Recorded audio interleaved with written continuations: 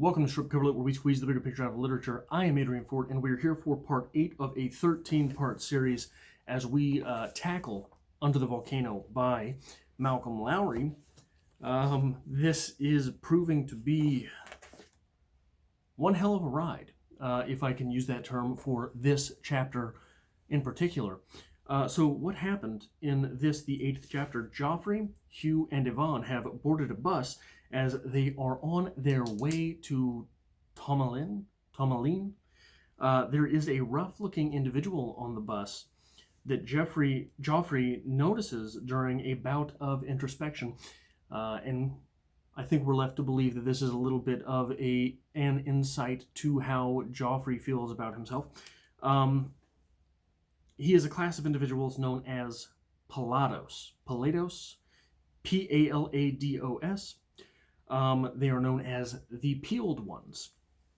There is a bit of dialogue somewhere along the way. I think it is Joffrey explaining to Hugh that the Palados, the Peeled Ones, one need not be rich to steal from the poor. I think that is the quote. I forgot to highlight it, and I couldn't find it when I went back to read it, but it was something like that. During a stop along the way, Hugh notices a man who looks to be sleeping on the side of the road. The thing that is the weirdest to him is that this is a main thoroughfare, so it would be kind of weird to lay down and sleep next to a main thoroughfare, right next to a main thoroughfare. In fact, I believe it was Hugh believed the man, by sleeping there, would be in some sort of danger due to the high volume of traffic along the thoroughfare, things such as that. The Palados man takes the hat, so he's laying there, sort of like the, he's sleeping with a hat over his face, sort of like you used to see in cartoons in a very stereotypical manner, sleeping with a hat on your face. The Palados man takes the hat off of the sleeping man's face to reveal a massive wound, bleeding, seeping wound on the side of his face. It has been some type of massive head trauma. And the man, after being unmasked in a way, is referred to as an Indian thereafter. And he is dying by the side of the street, it now seems. There is confusion and consternation on the man's behalf as to what happened to him. It is noted that he is riding a horse, or there is a horse chained up next to him that Hugh believes he and Yvonne saw during that morning on their hike, on their little trip that they took. But not only that, he has a necklace full of money that it is presumed he went into town to sell his stuff and was on the way back to town when he was jumped or hijacked or something of the sort. And it is even mused about that perhaps that money that they are able to see was a distraction from where his real money had been. Sort of like some preppers, especially in today's world, but people in general will carry, men in general, I guess, will carry two wallets, one with an old ID, as well as, if you have an expired driver's license, you put that in there, and you put maybe $35 and maybe a couple old gift cards, something like that. And if you are held up, you give them that wallet and say, hey, here's my money, I don't want any problems. And they take off with it because they're not going to inspect and see that your driver's license is expired. They think that the money that they see may have been a deterrent that the Indian man, could give any robbers in case of problems, so that they would not take his actual money. But no one wants to help this man because of the fact that if he dies, the intervening individual may be found liable by local law. If they're helping an individual who ends up dying, they could be held responsible for something, if not everything. Well, fuck that, Hugh decides, and Hugh tries to help until some local, probably authorities, show up, and they kind of rough up the situation until everyone gets back on the bus. And once they get back on the bus, and the bus is going along to Tomlin, Joffrey notices the Pilatos has stolen the dying man's money. Last time, chapter 7, when I wrapped up the discussion, I said, look, we're talking about a game called Circle. Joffrey is stuck in the game called Circle, up and down, up and down, up and down. Get a little bit sober, get drunk. Get a little bit sober, get drunk. Get a little bit sober, get drunk. Put things back together, ruin everything. Put things back together, ruin everything. Put things back together, ruin everything. It is spiraling out of control, is the way that it is often referred to in common vernacular, but it is also by people, I think, closer to the situation.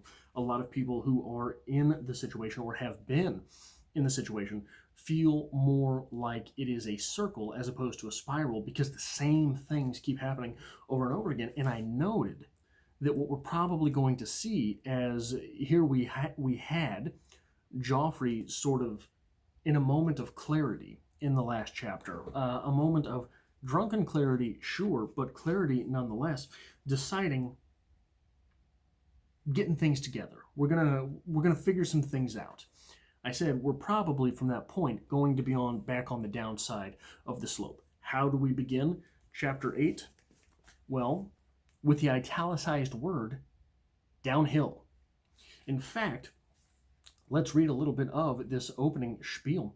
Downhill. Let in the clutch, step on the gas. The driver threw a smile over his shoulder. Sure, Mike. He went on in Irish American for them.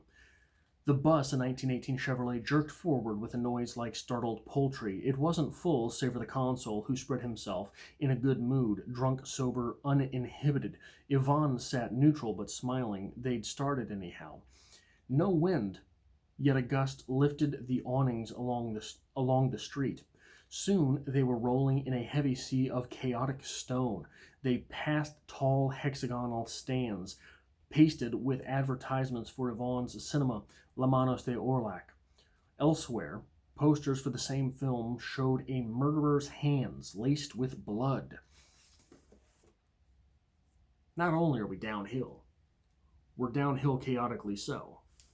Circle up and down. So we have a little bit of this even sort of forecasted in the opening paragraphs of this chapter that we're getting back into some shit. We are starting to falter a little bit more. I have to note, this was a really weird chapter, I thought. I wasn't sure when I started this chapter if this was the story carrying on or if this was some type of flashback. In fact, with the emotional high on which we left chapter 7, maybe not emotional high, the emotional instability I felt with which we left chapter 7, getting into the physical trauma here, but emotional stability almost. I thought we were in some sort of flashback because there was not any type of bitterness held by Joffrey towards Yvonne or Hugh. And I really thought that if we were moving forward, we were going to go into those sort of emotional alleys on the side of the main thoroughfare of the story, but we didn't. We haven't. We've got a little bit of emotional calm. Counterintuitive, perhaps, when you're looking at something like this, where it is a group of people finding a dying person and another individual, a real rough individual, stealing that guy's money. We really have emotional calm here. We don't have any of these stresses between these three characters that I think we were really being tugged towards feeling in the end of the last chapter. It felt to me, someone who prides himself a writer, it felt to me like this entire chapter was written drunk. One of the things that I've often said from a writer's perspective, I've often quoted Hemingway in his assertion, write drunk, edit sober. And I think a lot of that is because it's very difficult to edit in emotion. When you're drunk, you're less inhibited. When you're drunk, you go ahead and you confess everything to the page. You go back and you read that when you're sober, and you're like, whoa, pal, take a step back. This is a little bit embarrassing here. It feels, however, what happens when you write drunk is that your emotions feed themselves in to the physical underlying of the story. So all the commotion that happens on the bus is your emotional turmoil manifested in a physical fashion. There is a lot of physical turmoil. The man dying, the horse is wounded, the horse is branded, the authorities or semi-authorities or presumed authorities showing up. This is sort of a delusion of persecution that oftentimes happens in drunk people. What have I done wrong? Have I done something wrong? This sort of thing. These things like the turmoil on the bus, everything being rocky, the sense of we're going to miss out. How often have you had the dream, possibly the drunken dream, that you've missed something? You're late for class. You're late for work. Here we have the driver of the bus honking the horn over and over and over and over again, trying to prompt our characters into reboarding the bus so that they can get the hell on the way. It feels very much like this chapter was written drunk. This is perhaps a bit of a side venture for this video, but what it does for me is, I believe, if I'm not mistaken, Malcolm Lowry himself had problems with alcohol, as does Joffrey. So when you're trying to exhibit a person's struggles with alcohol and the fact that they have overcome that problem or have convinced themselves that they are overcoming that problem, but you yourself as the author still need the sauce to write, how can that manifest itself on the page? How can that battle show itself in some ghostly literary way?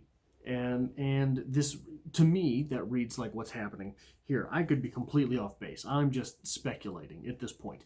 But I think, for me, it's an interesting conversation to have. It's an interesting thought to hold. It's an interesting possibility to entertain. The next thing I want to observe is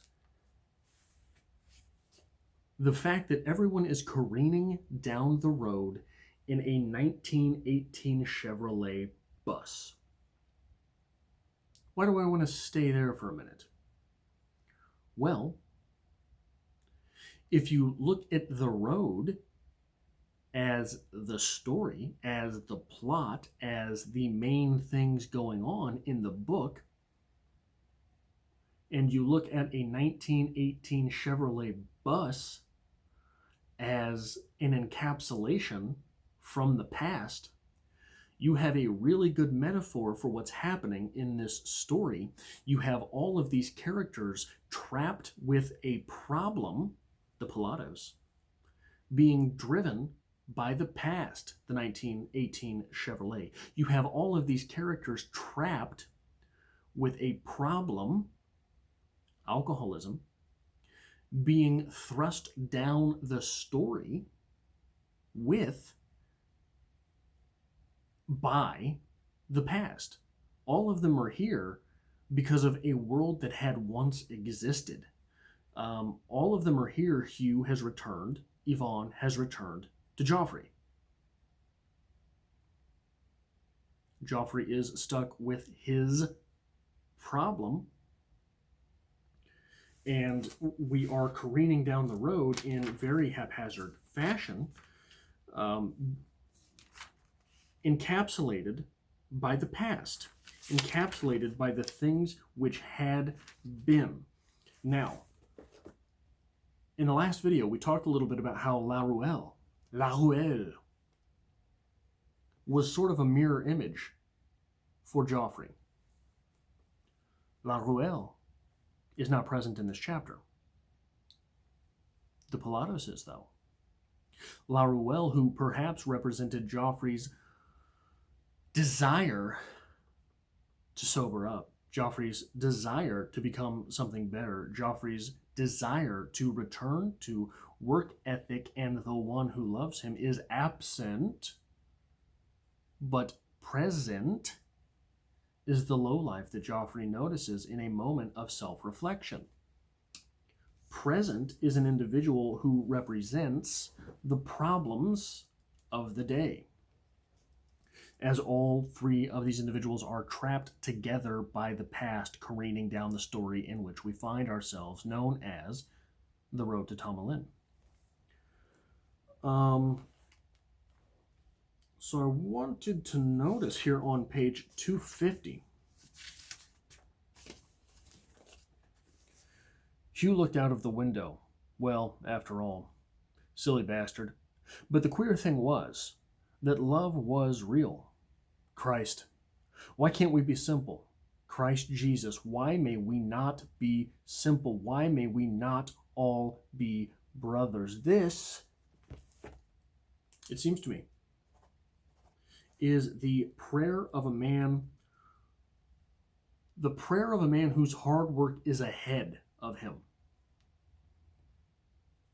Not one whose hard work is behind him and he is praying for forgiveness or something of that sort. It is the prayer of a man whose hard work is ahead of him. He's got to do something which he will find emotionally problematic, emotionally damning.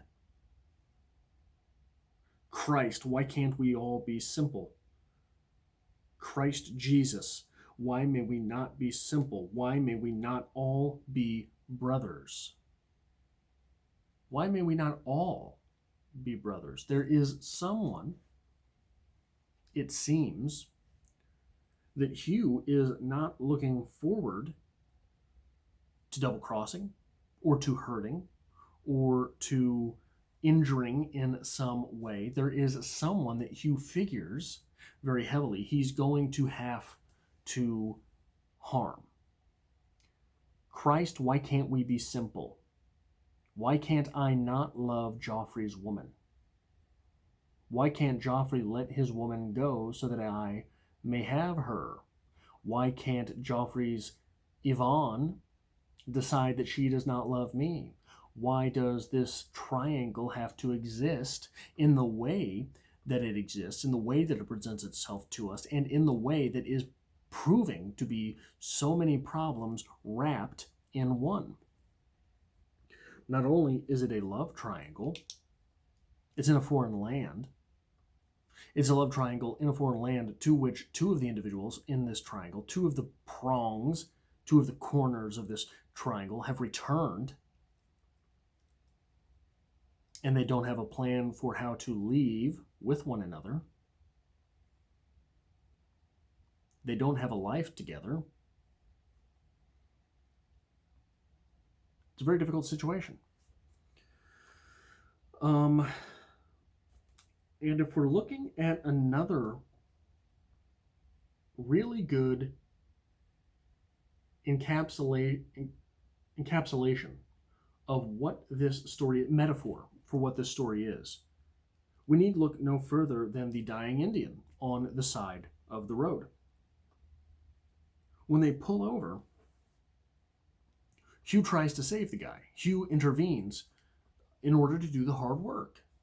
The hard work was ahead of him when he had said that prayer. Then he found this dying individual on the side of the road, and he steps in order to try to help out. During this, Yvonne is absent. Yvonne can't stand the sight of blood. Yvonne does not want the problem. During this, Joffrey says, hey, let him die. The fella's dying, let him die. You don't want to be held responsible, do you? The guy's going to die, let him die. This is how everyone in this situation is dealing with Joffrey's life. Hugh wants to intervene and wants to help Joffrey turn things around. Yvonne disappeared. Couldn't stand the sight of the problem, the blood, the head trauma, the alcoholism. Couldn't stand the sight of it. So she left. She was absent. Joffrey, let him die. Let him die. It's not your problem. If you intervene in order to help, you could be found at guilt. Let him die, man. That's what Joffrey's saying. Let him die. That's how Joffrey feels about Joffrey. Let me die. On some level, we cannot help but to notice the fact that this whole game of circle with Joffrey, at any point he could step in and help himself. It's difficult, but he seems to have he has an erratic life, but he has a very predictable way of dealing with the difficult things in his life. Let them fester. Let it go. Let me die. It'll happen eventually. It'll happen soon enough. Move on your way. Go ahead. So that no one finds you responsible. That is how everyone in this story is acting. This is a little microcosm of the big picture of the story. I want to end this with a discussion about page 242. Someone laughed as the bus lurched off. The faces of the other passengers slowly cracked into mirth. The camion was welding the old women into a community. The clock over the market arch, like the one in Rupert Brook, said 10 to 3. It was 20 to 2. They rambled and bounced into the main highway and Avenida de la Revolution, past offices whose windows proclaimed, while the consul nodded his head deprecatingly, Dr. Arturo Diaz Vigil, Medico Criado y Partero. I'm really good with Spanish, if you couldn't tell. Past the cinema itself. The old women didn't look as though they knew about the Battle of the Ebro either. Two of them were holding an anxious conversation, in spite of the clatter and squeak of the patient floorboards, about the price of fish. Used to tourists, they took no notice of them. The clock over the market arch, like the one in Rupert Brook, said 10 to 3, but it was 22. So the clock is off. So that's not the time. Meaning we are supposed to take notice of the fact that it is not the time. It is the thing which is outstanding in the paragraph. The thing which is outstanding in the paragraph is a literary reference. The literary reference to Rupert Brook, 10 to 3, comes from the old vicarage Grantchester. I've never read this. I'm a little familiar with Rupert Brook. This is the entry from Wikipedia. The Old Vicarage at Grantchester is a light poem by the English Georgian poet Rupert Brooke, 1887 and 1915, written while in Berlin in 1912. After initially titling the poem Home and then The Sentimental Exile, the author eventually chose the name of his occasional residence near Cambridge. The poem's reference can be overly obscure because of the many specific Cambridgeshire locations and English traditions to which the poem refers. Some have seen it as sentimentally nostalgic, which it is, while others have recognized its satiric and sometimes cruel humor. Using octosyllabics, a meter often favored by Brooke, the author writes of Grantchester and other nearby villages in what has been called a seriocomic style. It is very much a poem of place, the place where Brooke composed the work, Berlin and the Café des Westens, and the contrast of that German world. Quote, "Here I am, sweating, sick, and hot," end quote, with his home in England. Yet it is more than just the looking of an exile for his home, nostalgically imagined. The landscape of Cambridge's reproduced the poem, but Brooke, the academic, populates the English world with allusions and references from history and myth. He compares the countryside to a kind of Greek Arcadia, home to nymphs and fauns, and refers to such famous literary figures as Lord Byron, Geoffrey Chaucer, and Tennyson. Homesick for England, a land where men with splendid hearts may go, it is Grantchester in particular that he desires. This is a poem about nostalgia. This is a poem about longing for a place we have been. This is a poem about exile. These are all things that we find in Under the Volcano. These are all things that might be accurately used to describe the place of Joffrey in this novel. That is all I have for this, the 8th installment of Under the Volcano, the 8th in a 13-part series of Under the Volcano by Malcolm Lowry. I hope to see you back next Wednesday for Chapter 9 from the book.